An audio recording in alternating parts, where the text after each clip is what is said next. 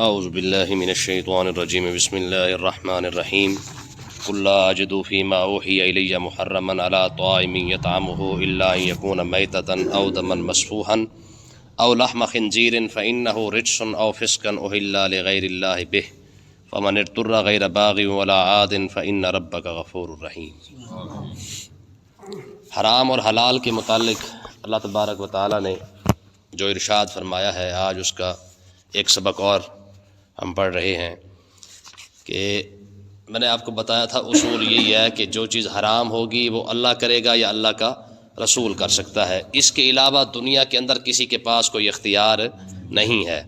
تو آقا علیہ الصلوۃ والسلام نے ارشاد فرمایا اللہ تعالیٰ نے فرمایا محبوب آپ ان کو فرمائیں، قل آپ ان کو فرما دیں، لا اجد فیما اوحی الی محرما علی طاعم یطعمہ، آپ ان کو فرما دیں، فرمایا کہ جو وحی مجھ پر کی جاتی ہے اس کے اندر تو کسی چیز کو حرام نہیں کیا گیا، میں نے تو ایسی کوئی بات نہیں پائی ہے، نہ اللہ تعالیٰ نے مجھے کوئی حکم دیا ہے جو چیز تم حرام کہہ رہے ہو الی محرما علی طاعم یطعمہ، جو بھی تم حرام کر رہے ہو جس چیز کو کھایا جاتا ہے، مجھے ایسی کوئی وحی نہیں کی گئی ہے، نہ مجھے اونٹ کے بارے میں حرام کہا گیا ہے، نہ مجھے گائے کے بارے میں، نہ بھیڑ کے بارے میں، نہ بکری کے بارے میں، مجھے تو ایسے جانوروں کے بارے میں رب کا کوئی حکم نہیں ملا، حالانکہ میں اللہ کا رسول ہوں۔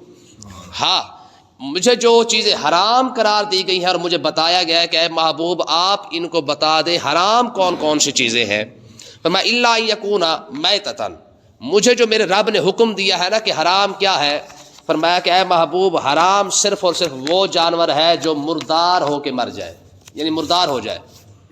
جانور حلال تھا، کٹا تھا، بچڑا تھا، بکری تھی، بھیڑ تھی، جو کچھ بھی تھا، اونٹ ہے، گائے ہے، جو کچھ بھی ہے تھا حلال، لیکن گر کے مر گیا یا چوٹ لگنے سے مر گیا یا کسی وجہ سے جب مر گیا ہے تو مجھے اللہ تعالیٰ نے یہ حکم دیا ہے کہ اے محبوب آپ ان کو فرما دیں اب یہ تمہارے لیے حرام ہے، ٹھیک ہے۔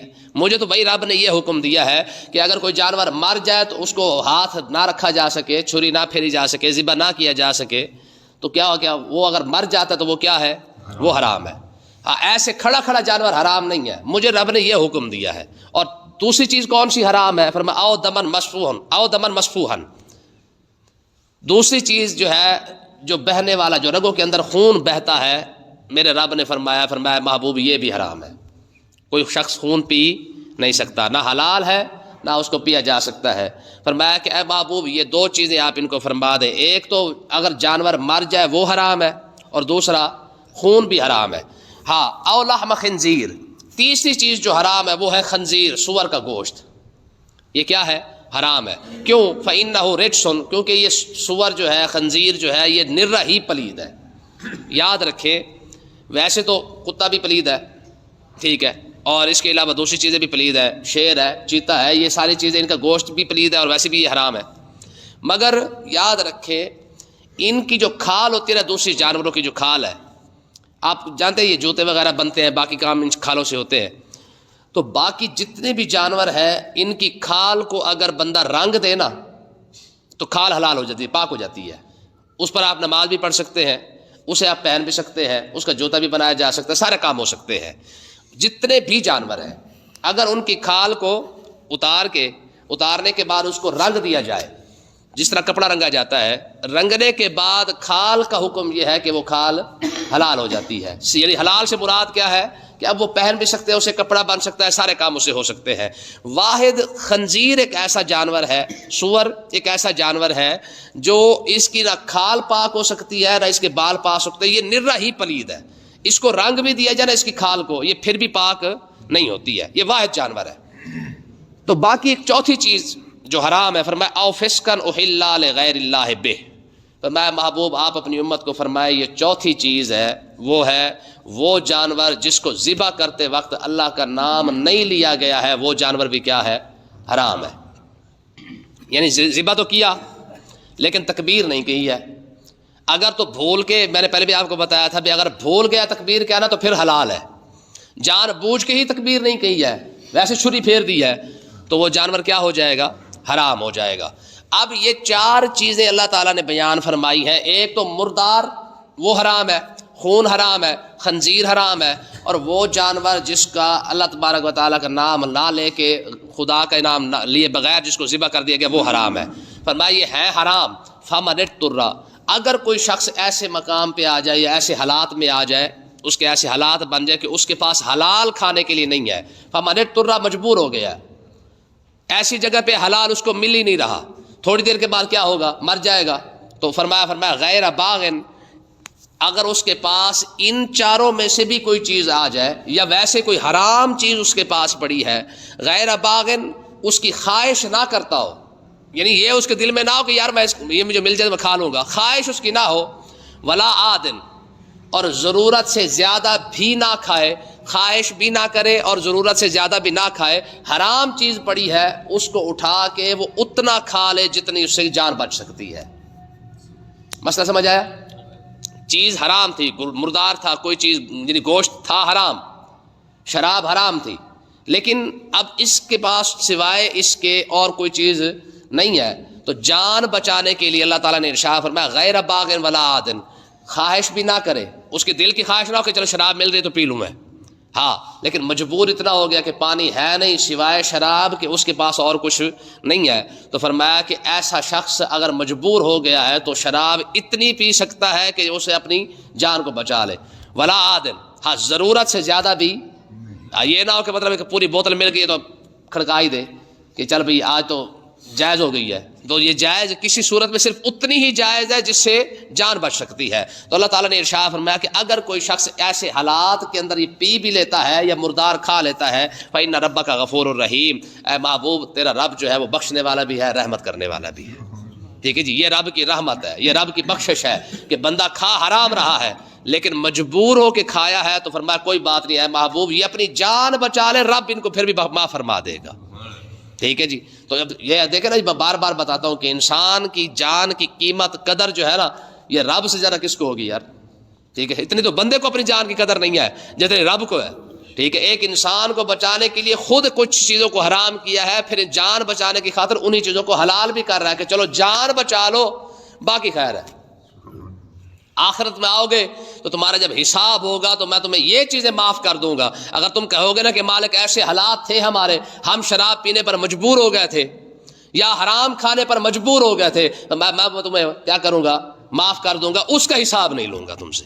ٹھیک ہے، آگے دیکھیں جی، اللہ تبارک و تعالیٰ نے اب یہودیوں کے متعلق بھی ساتھ ارشاد فرمایا محبوب یہ جو اپنے اوپر حرام کیے پھرتے ہیں نا، یہ چار چیزیں جو آپ پر حرام کی گئی ہیں، آپ کی امت پر حرام کی گئی ہیں، یہودیوں پر بھی کچھ چیزیں حرام ہوئی تھیں۔ کون سی؟ وَعَلَى الَّذِينَ هَادُوا حَرَّمْنَا كُلَّ ذِي ظُفُرٍ، فرمایا کہ ہم نے یہودیوں پر ہر ناخن والا جو جانور تھا وہ بھی حرام کر دیا تھا۔ ناخن سے مراد انگلیاں، مطلب یہ ہے کہ یہودیوں پر جو یہ شتر مرغ ہے، اونٹ ہے، یہ جو ان کے کھر ہوتے ہیں نا، ٹھیک ہے جی، یہ بھی ان پر حرام ہو گئے تھے، اور بکریاں وغیرہ یہ سارے کچھ جو ہے یہ بھی ان پر حرام کر دیا تھا۔ وَمِنَ الْبَقَرِ وَالْغَنَمِ، ان پر گائے بھی ہم نے کیا کی تھی، گائے میں سے بھی، اور والغنم، اور جو بھیڑ بکریاں تھی وہ بھی ہم نے ان پر کیا کیا تھا، حرام کر دیا تھا۔ حرمنا علیہم شحومہما، اور ان کی جو چربی تھی وہ بھی ہم نے ان پر حرام کر دی تھی، یعنی بکری اور گائے ان کے لیے حلال تھی یہودیوں کے لیے، لیکن ان کی جو چربی تھی نا وہ کیا کیا تھا ہم نے، حرام کر دیا تھا۔ الا ما حملت ظہورها، ہاں صرف وہ چربی حلال تھی جو بکری کی پشت کے ساتھ لگی ہوتی ہے، یا گائے کی پشت کے ساتھ جو چربی لگی ہوتی ہے وہ حلال تھی۔ اویل ہوایا، ٹھیک ہے، یا پھر وہ چربی حلال تھی جو آتڑیوں کے ساتھ لگی ہوتی ہے، ٹھیک ہے، او مختلط بعظم، یا پھر وہ چربی حلال تھی جو صرف اور صرف ہڈیوں کے ساتھ لگی ہوتی ہے۔ ہم نے یہودیوں پر اونٹ بھی حرام کر دیا تھا، شتر مرغ بھی حرام کر دیا تھا، اور گائے، یہ ساری چیزیں حرام کر دی تھی، صرف گائے اور بکری ان کے لیے حلال تھی، اس میں سے بھی ہم نے چربیوں کو حرام کر دیا تھا۔ وجہ کیا تھی؟ یہ سارا کچھ اللہ تعالیٰ نے ان پر کیوں حرام کیا؟ فرمایا ذالک جزیناہم ببغیہم، یہ ان کی نافرمانیوں کی وجہ سے کیا تھا۔ سمجھ آئی نا؟ یعنی یہودیوں پر جو چیزیں پابندی لگی ہے کہ تم نے شتر مرغ بھی، یاد رکھے شتر مرغ حلال ہے، آپ کو پتہ ہے اس بات کا؟ آپ کو پتہ ہے شتر مرغ حلال ہے، ٹھیک ہے، اور اونٹ وغیرہ باقی تو یہ سارا کچھ حلال ہے ہی ہے۔ تو اللہ تبارک و تعالیٰ نے ارشاد فرمایا ہم نے یہودیوں پر حرام کر دیا تھا، ہاں یہ اس امت پر حلال ہے، یہ اگر مل جائے تو بندہ کھا سکتا ہے. تو اللہ تبارک و تعالیٰ نے ارشاد فرمایا ہم نے جو ان پر حرام کیا تھا وہ ہم نے ان پر ایسے نہیں حرام کر دیا تھا بلکہ ذالک جزیناہم ببغیہم، یہودیوں کے کرتوتوں کی وجہ سے کیا تھا. یعنی ان کے کوئی بندے کا پتروں والا کام تو ان کا ہے ہی نہیں نا. آپ دیکھیں جب سے ہم قرآن پڑھنا شروع ہوئے ہیں الحم سے لے کر یہاں تک پہنچ چکے ہیں، جتنی خباستیں یہ یہودیوں نے کی ہیں آپ کو کسی اور کا تذکرہ نہیں ملے گا. یوں سمجھ لے کہ پورا قرآن انہی کے کرتوتوں سے بھرا ہوا ہے کہ انہوں نے ایسے کیا ایسے کیا ایسے کیا ہے. حالانکہ عیسائیوں کی کم ہے. عیسائیوں کی ایک بات ملتی ہے کہ انہوں نے عیسیٰ علیہ السلام کو کیا کیا، جناب ان کو خدا بنا لیا ہے. لیکن آپ دیکھ لیں جتنے فراڈ، جتنے دھوکے، جتنے دھمکیاں، جتنی تڑیاں، سازشیں، فساد، یہ جو کچھ ہے نا سارا کا سارا یہودیوں کا ہی بیان ہوتا ہے کہ یہودی ایسے کرتے ایسے کرتے ایسے کرتے ہیں. تو آج اللہ تبارک و تعالیٰ نے اس سبق کے اندر یہ ارشاد فرمایا ہم نے جو ان پر جو جانور حرام کیے تھے اس حرام کی وجہ بھی ان کے اپنے ہی کرتوت تھے. وَإِنَّا لَصَادِقُونَ، بے شک ہم ضرور سچے ہیں. مطلب کیا ہے؟ رب نے فرمایا میں نے ان کے ساتھ کوئی زیادتی کوئی ظلم نہیں کیا. ان اللہ لیس بظلام للعبید، یہ تو قرآن مجید کی آیت ہے. من عمل صالحا فلنفسہ ومن اساء فعلیہا وما ربک بظلام للعبید. میں تیرا رب جو ہے نا من عمل صالحا فلنفسہ، جس نے اچھا عمل کیا اس نے اپنے لیے کیا ہے. ومن اساء فعلیہا، جس نے برا کام کیا ہے اس نے بھی اپنے لیے ہی کیا ہے. وما ربک بظلام للعبید، اے محبوب تیرا رب کسی بندوں پر ظلم نہیں کرتا ہے. ٹھیک ہے نا جی. یہودیوں کو جتنی سزائیں ملی ان کے اپنے کرتوتوں کی وجہ سے ملی ہے، رب نے ان پر ظلم نہیں کیا ہے. اور آگے دیکھیں فرمایا فَإِن كَذَّبُوكَ، اگر محبوب آپ کے پاس آئے نا یہودی اور کہیں کہ جی نہیں جی ہم پر کوئی شے حرام نہیں ہوئی تھی، فَإِن كَذَّبُوكَ، اگر یہ آپ کے سامنے بھی جھوٹ بولنا شروع کر دیں، فَقُلْ رَبُّكُمْ ذُو رَحْمَةٍ وَاسِعَةٍ، آپ ان کو فرما دے تیرا رب ہے رحمت، وسیع رحمت والا ہے. تیرا رب کیا ہے؟ وسیع رحمت والا ہے. اگر یہ یہودی آ کے آپ کے سامنے یہ کہتے ہیں نا جی مطلب ہے کہ ہم پر کوئی چیز حرام نہیں ہوئی تھی، یہ اپنے آپ کو بچاتے رہتے ہیں نا. آقا علیہ الصلوۃ والسلام جب گئے نا قبیلہ بنو قریظہ، یاد رکھیں قبیلہ بنو قریظہ یہ وہ قبیلہ ہے جس کے 7 یا 750 یہودیوں کو آقا علیہ السلام نے ایک دن جو ہے وہ ان کو قتل کروایا ہے. ہاں 750 یا 700 بندہ قبیلہ بنو قریظہ کا ایک ہی لائن کے اندر کھڑا کر کے نا ان کے جتنے جوان تھے ایک ہی دن کے اندر سارے قتل کروا دیے گئے تھے. اور آقا علیہ الصلوۃ والسلام نے بڑے بڑے مدینہ کے اندر نا کھڈے کھدوا کے نا ان کو لائن میں کھڑا کروا دیا. اور صحابہ کرام کو فرما شاباش بھی تلوار پھیرتے رہو. صبح سے لے کر شام تک جناب 750 یہودیوں کو قتل کروا کے آقا علیہ الصلوۃ والسلام نے کھڈے کے اندر پھینکوا دیا تھا. یار دیکھیں حضور سارے جہان کے لیے رحمت بن کے آئے ہیں. ٹھیک ہے. بلکہ آپ دیکھیں فتح مکہ کے موقع پر جب حضور تشریف لا رہے تھے نا، راستے میں تھے ابھی، ایک کتیا اپنے بچے کو دودھ پلا رہی تھی. آقا علیہ الصلوۃ والسلام نے جب دیکھا نا کہ مطلب کتیا جو ہے نا اپنے پلے کو اپنا دودھ پلا رہی ہے، تو آقا علیہ الصلوۃ والسلام نے ایک صحابی کی ڈیوٹی لگائی، فرمایا یہیں پہ کھڑے ہو جاؤ اور جتنے یہ صحابہ کرام آ رہے ہیں نا ان کو کہا ذرا ادھر سے ہو کے نکلے تاکہ یہ بچہ جو دودھ پی رہا ہے یہ دودھ پینا نہ چھوڑ دے. یہ حضور کی رحمت ہے. ایک شخص آقا علیہ السلام کی خدمت میں حاضر ہوا اور آ کے کہنے لگا یا رسول اللہ میرا بچہ جو ہے وہ صبح سے نہیں مل رہا، دعا فرمائے میرا بچہ مل جائے. تو وہیں پہ ایک شخص بیٹھا تھا، اس نے کہا یار میں نے تیرے بچے کو نا وہاں وہ فلانی جگہ پہ دیکھا ہے.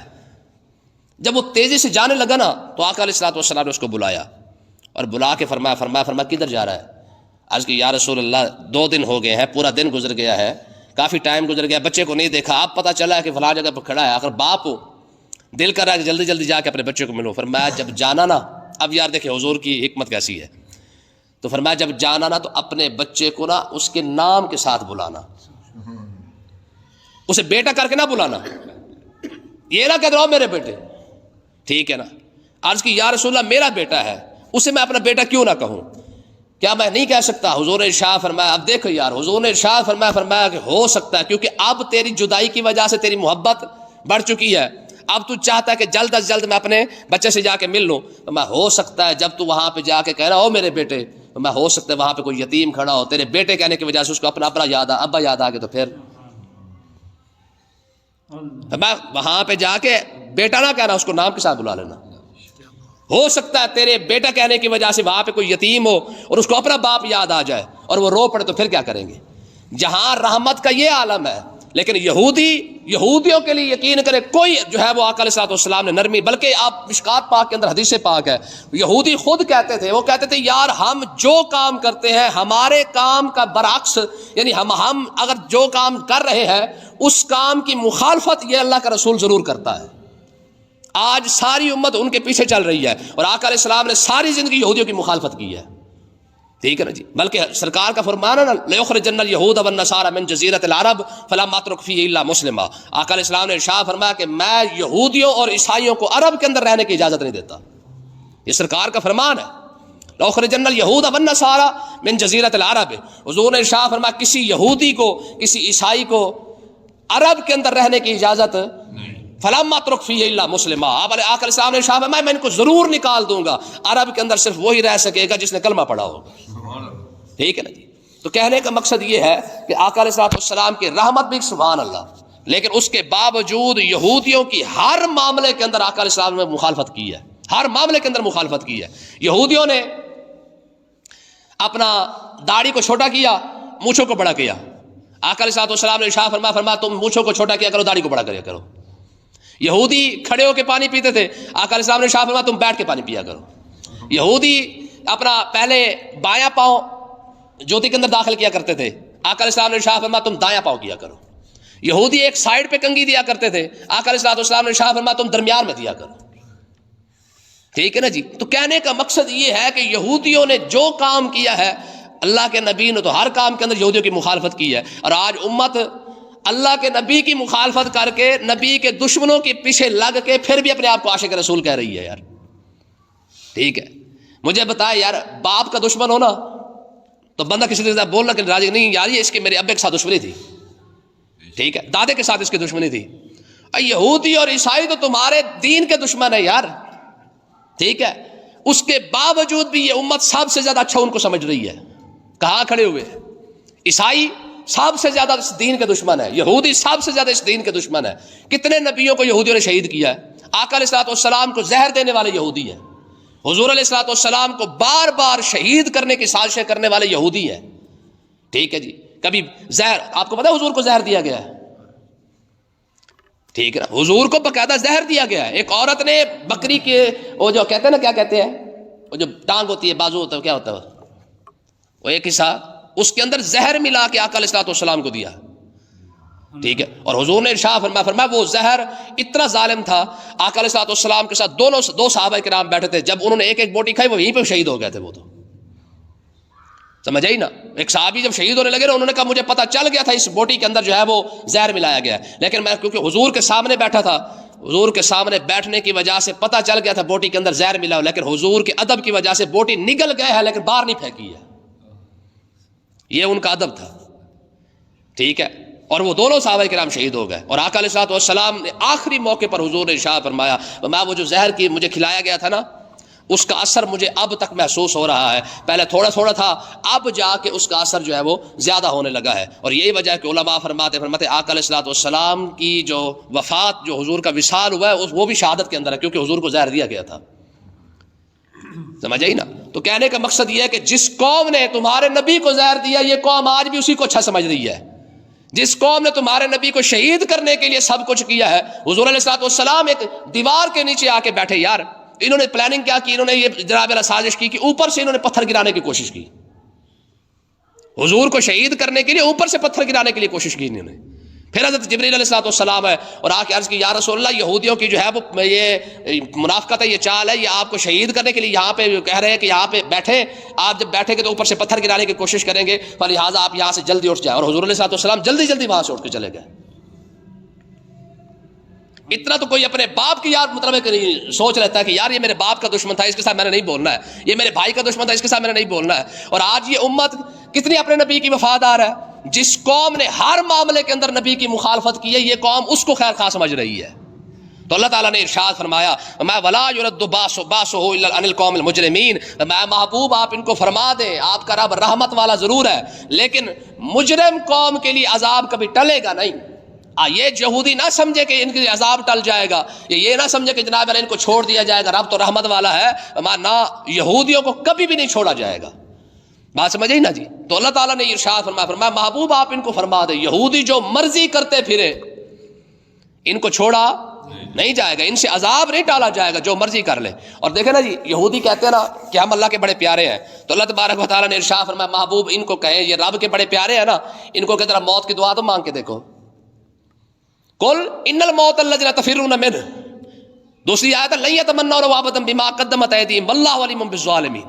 میں محبوب آپ ان سے کہے اگر تمہیں رب سے بڑا پیار ہے نا، تم رب کے بڑے چہیتے ہو اور بڑے لاڈلے ہو، تم کہتے ہو کہ رب کا ہمارے ساتھ ہی صرف تعلق ہے، تم ذرا دعا تو مانگو موت کی، کیونکہ رب کے ساتھ جو ملاقات ہونی ہے وہ تو موت کے بعد ہونی ہے۔ ٹھیک ہے جی؟ الموت جسر یوصل الحبیب الی الحبیب، موت ایک پل ہے، وہ ایک یار کو دوسرے یار کے ساتھ ملانے کا نام موت ہے۔ تو اگر تم رب کے اتنے ہی پیارے ہو تو ذرا رب کے ساتھ ملاقات کی دعا تو مانگو۔ فرمایا لن یتمنوا ابدا بما قدمت ایدیہم، فرمایا محبوب مر جائیں گے لیکن موت کی دعا کبھی بھی نہیں مانگیں گے۔ اور آج بھی دیکھ لیں حماس کے وہ ہیں، وہ خوشی خوشی شہید ہوتے جا رہے ہیں، یہ آج بھی روتے پھر رہے اسرائیلی، ٹھیک ہے جی، کہیں ہم مر ہی نہ جائے۔ تو یہودی ویسے مر جائے تو مر جائے لیکن کبھی موت کی دعا، ہاں یہ واحد مسلمان یہ جو ہر نماز کے اندر بیٹھ کے کہہ رہا تو یا اللہ ایمان کی موت عطا فرما۔ اور کوئی قوم ہے جو دعا مانگے؟ واحد یہ مسلمان قوم ہے، ہر نماز کے اندر، خوشی کے اندر، غمی کے اندر، جب بھی کوئی بات ہوتی ہے نا، مسلمانوں کی آخری دعا کیا ہوتی ہے کہ یا اللہ ایمان کی موت عطا فرما۔ اس کا مطلب یہ کہ مسلمان آج بھی یہ خواہش رکھتا ہے کہ پروردگار موت تو آنی آنی ہے، بس اتنی لمحہ اتنی میرا کرم ضرور فرما کہ جب موت آئے تو کم سے کم ہمارا ایمان تجھ پر اور تیرے رسول پر ضرور ہو۔ اللہ تعالیٰ سمجھنے کی توفیق عطا فرمائے۔